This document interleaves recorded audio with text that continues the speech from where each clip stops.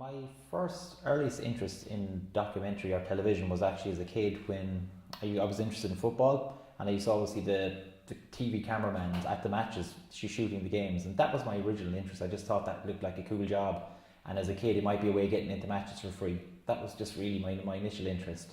But after that I actually did business in college, and after I graduated from Galway I did a job in an insurance company for a year, and I just realised that there was no way I want to do this for the rest of my life. So I went back. I'd been kind of filming. I bought a camcorder, and we had kind of made joke films around home, and I kind of used some of those films almost as a portfolio. I use the word very loosely, portfolio. They were really just joke films, and I brought those to. There was an interview for a course in Tralee. That was run through Foss, and that's where I started. I got a place in that course, and from there they offer work experience. So I got a job in a production company in Dublin, and that's where I really started. But it was, I'm like I said, initially I didn't really think about documentary. I just kind of wanted something to do. I was probably more drawn towards camera work than I was documentary making per se.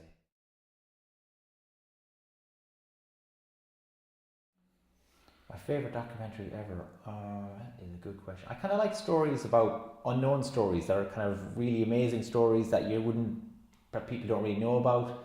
I'm not really that interested in, say, doing films about well-known people that everyone knows about, big superstars, big musicians, stuff like that. There are some brilliant documentaries done in that field, but I prefer kind of lesser-known stories that are equally as good that the public don't really know. Probably an example would be there was a really good documentary a few years ago.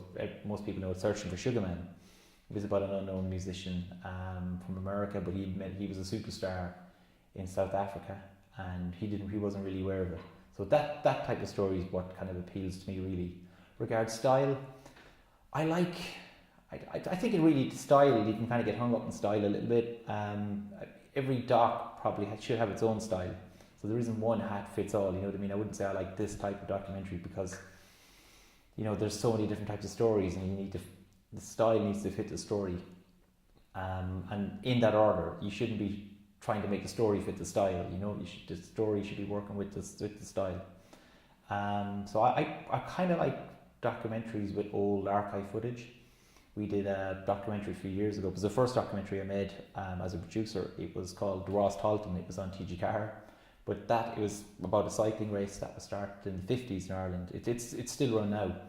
And the story was an IRA guy tried to start his own version of the Tour de France in Ireland. That was the basic story behind it. But some of the early organisers had brilliant archive footage. So you could see the cycling race coming through the towns and villages in Ireland. It's brilliant. So I'm drawn to kind of old archive and stuff like that. But like I said, that style fitted that film.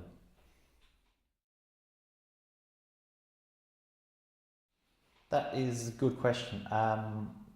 Just to kind of give a bit of background how we got Crash and Burn up and running, there was a very successful documentary a couple of years before we made that called Senna.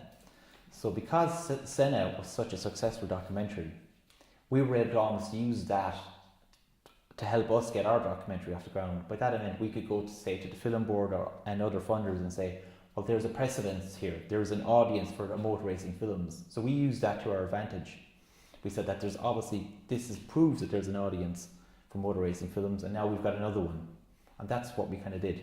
We went to a thing called the Sheffield Meat Market at Sheffield Dockfest, and they select the best documentaries in pre-production to meet funders and distributors and stuff like that to help get projects over the line, get them funding, get them distribution and so on. So we were selected for that, and we met someone from BBC, and they were one of the co-funders on that project. And basically what I told the BBC commissioning editor was, you've got all these other motor racing films on BBC4. If you want something that will appeal to the same audience, we got one. And that was it. I wouldn't say it was that easy, but that's what got it over the line, really. And you asked, do I have any intentions making? No. At the moment, that's one.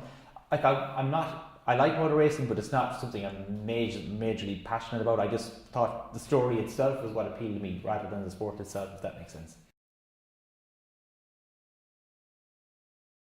No. I had never heard of Tommy Byrne before I heard his story. Never knew anything about him. And I think the majority of people who watched it had never heard about him. I think if you're involved in the grassroots motor racing in Ireland, people knew about him, but by and large the public had completely forgotten about Tommy Byrne, and that was kind of the appeal about it really, that this guy was so good and he'd just fallen off the face of the earth.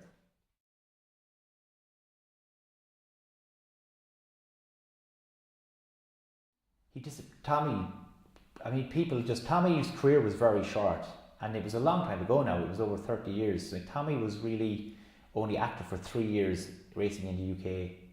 And he did get a media press at the time, but then he just disappeared. He moved to America and people just forgot about him because he only drove in 5 races in Formula One. So he really just was completely off the radar, to the extent that Eddie Jordan, he owned a big up Irish Formula One team, he had a piece in a tabloid paper during the early noughties, I think it was. Where's Tommy? Where's he gone? He had completely disappeared.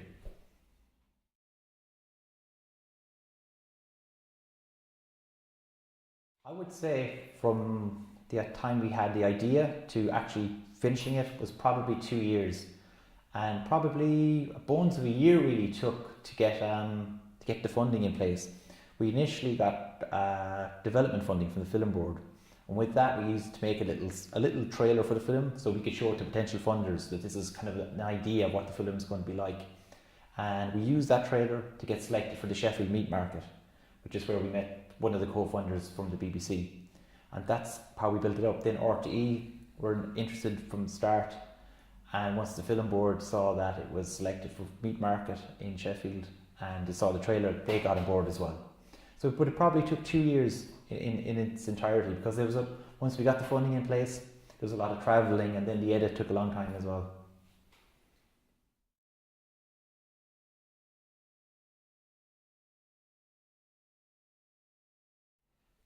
How we approached to get some of the interviewees, we just generally you just email them. To be honest, Eddie Jordan had a PA, and I was liaising with him, and that's how we managed to get him. He was very busy; he was kind of hard to tie down. But we actually flew. There was a Grand Prix on in Belgium that weekend, so we just flew over to Belgium, met him. He was and to be fair, he was very generous with his time.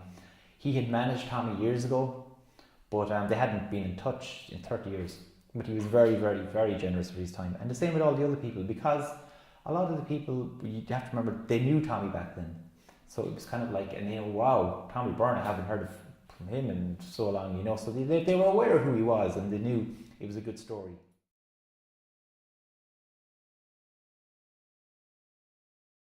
I think the reason that I can make a new documentary following on from Crash and Burn is because Crash and Burn was pretty well received. It was very well reviewed, and it also won a Celtic Media Prize as well. All these kind of things help get the next project off the ground. People, they know that you're reliable and that you can deliver.